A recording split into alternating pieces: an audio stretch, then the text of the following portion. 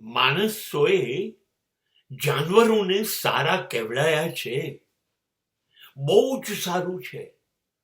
એ લોકોની નજરમાં આપણી હલકટ દુનિયા પડતી નથી. હલકટીમાં આપણે હારી ગયા, એટલા નીચ છીએ આપણે. પશુની જે સીમા હોય એ પણ નીચે ગઈ.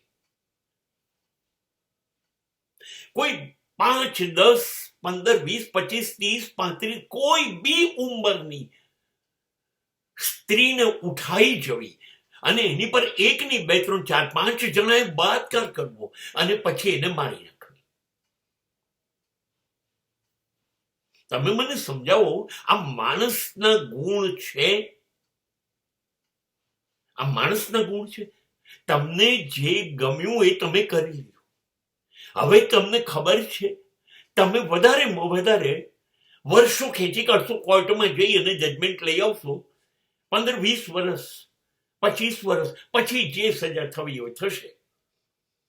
પણ ત્યાં સુધી 20 વર્ષ જેની પર બળાત્કાર થયો, એ સ્ત્રી કેમ જીવશે? સમાજમાં એની પ્રતિષ્ઠાનું શું? શરીરને નુકસાન થયું શું? એની સાથે કોણ ઊભું રહેશે? એને કદાચ અદાલતમાં જઈને લડવું છે તો એના માટે કોણ પૈસા આપશે? અને એની લાગણીનું શું?